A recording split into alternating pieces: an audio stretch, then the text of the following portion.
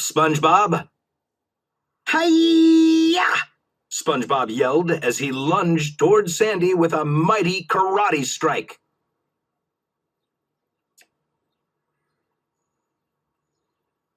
Sandy easily blocked his attack. "Nice try, SpongeBob," she said, chuckling. "I think that's enough karate for today." SpongeBob nodded. "Same time tomorrow?" he asked eagerly.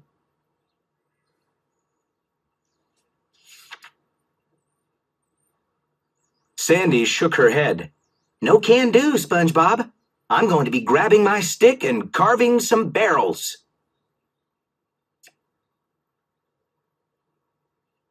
"Huh?" SpongeBob asked. He had no idea what she just said.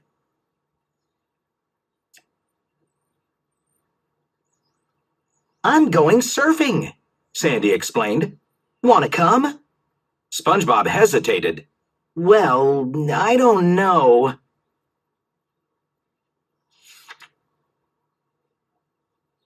"You do know how to surf, don't you?" Sandy asked, taking off her gloves.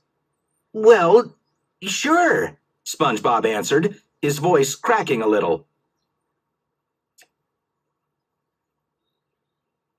"Great," Sandy said. "I'll see you at Goo Lagoon tomorrow then. I hear there are going to be some epic, heavy, gnarly waves."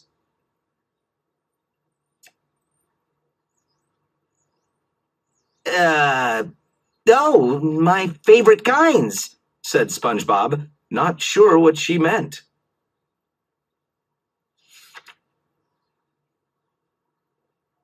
As soon as Sandy was gone, SpongeBob cried. "Oh, Gary, what am I going to do? I told Sandy I know how to surf, but I don't know how to surf. This is a disaster."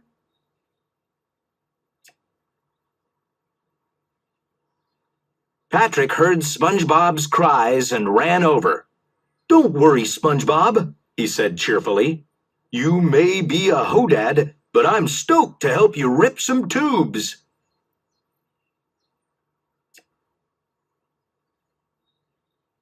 "Huh?" SpongeBob asked. Patrick was as confusing as Sandy.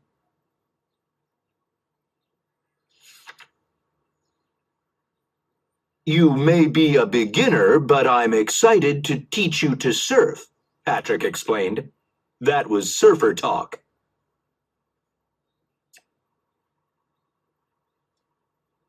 SpongeBob looked surprised. "You know how to surf, Patrick?" Patrick smiled.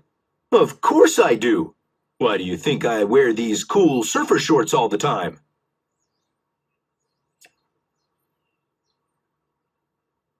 "Because they're the only pair you own?" "Exactly! Let's go."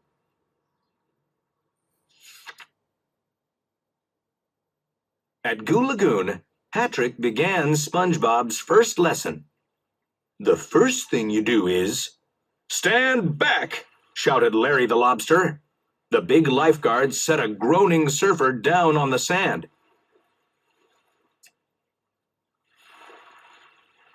"What happened?" SpongeBob asked anxiously. "Dude tried to catch a bomb, but ended up getting drilled in the zone," Larry replied seriously. "Huh?" SpongeBob asked. "He tried to surf a wave that was too big for him," Patrick explained. Trembling, SpongeBob suggested, "Maybe we should leave." "Why?" asked Patrick, puzzled. "Are you scared?" SpongeBob put on a brave face. "No, I just don't want to run into Sandy." Patrick shrugged. "Okay, I can teach you right in your own yard."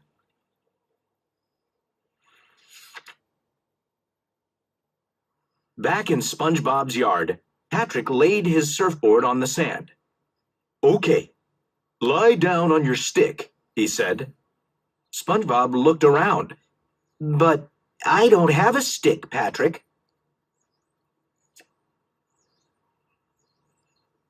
That's what we surfers call our boards, Patrick said. Oh, right, SpongeBob said. He lay down on the surfboard like it was a bed. Good, said Patrick. Except you're supposed to be on your stomach. SpongeBob turned over. Next, Patrick showed him how to paddle out to a wave, pop up, and stand on the board.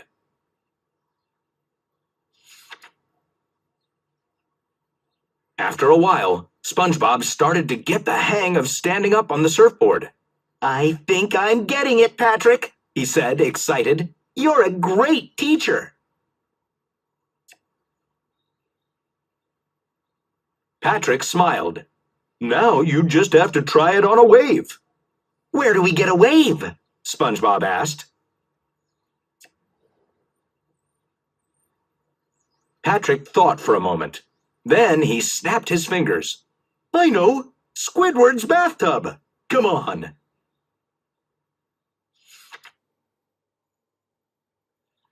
In Squidward's bathroom, Patrick called out directions. All right, now try a cutback toward the lip. Catch some air!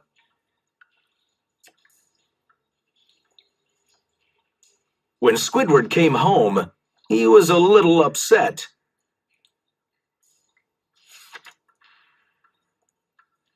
SpongeBob and Patrick spent the rest of the day cleaning up Squidward's flooded house.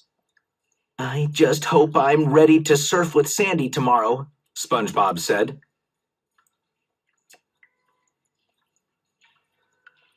Oh, you're ready, Patrick said encouragingly. Unless the waves are epic, or gnarly, or heavy, or macking, or...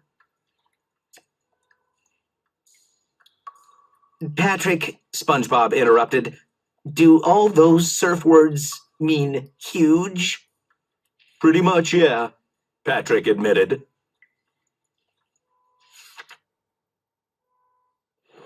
The next morning, SpongeBob got to Goo Lagoon early. The waves were gigantic.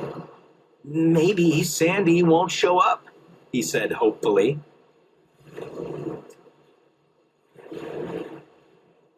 Just then, Sandy walked up. Ready to ride, SpongeBob? These waves are bigger than a Texas skyscraper.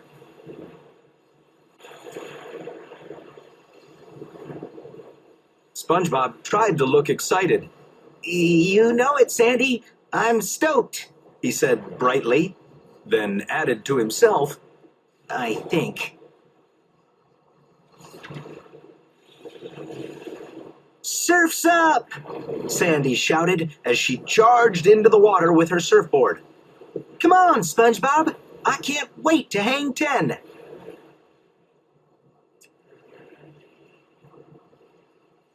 Yes, Sandy, I also want to curl my toes over the front of my board, SpongeBob answered, proud to know what she was talking about. He took a deep breath and was about to follow Sandy when a surfer dragged himself out of the water. How is it out there? SpongeBob asked. Awesome, the surfer answered, and terrifying. SpongeBob gulped. Are you going back in?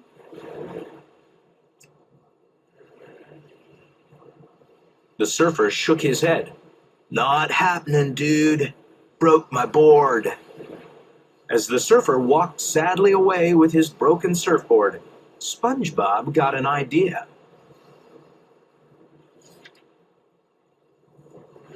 SpongeBob jumped up and down on his surfboard. If I break my board, then I can't go surfing, he thought. I'll be saved.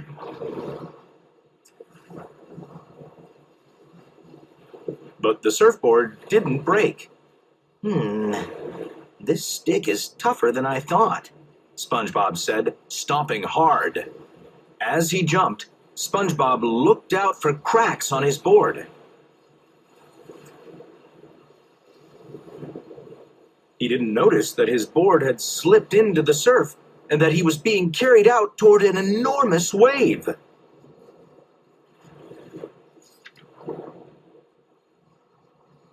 If I can just jump hard enough, I can break this stupid surfboard, SpongeBob said.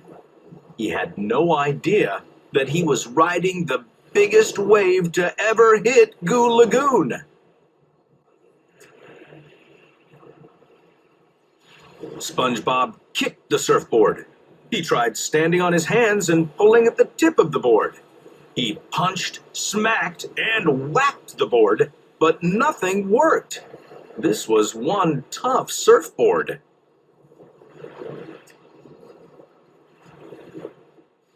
Finally, SpongeBob gave up. I'll just have to tell Sandy the waves are too big for me, he said, before looking up to see a huge crowd on the beach cheering for him. Sandy ran up to SpongeBob. SpongeBob, that was fantastic. Nobody's ever ridden a wave like that before. Ridden a wave? SpongeBob asked, confused. You rode that humongous wave like a cowboy on a bucking bronco, Sandy said, grinning from ear to ear. I did? SpongeBob asked. I mean, yeah, I did.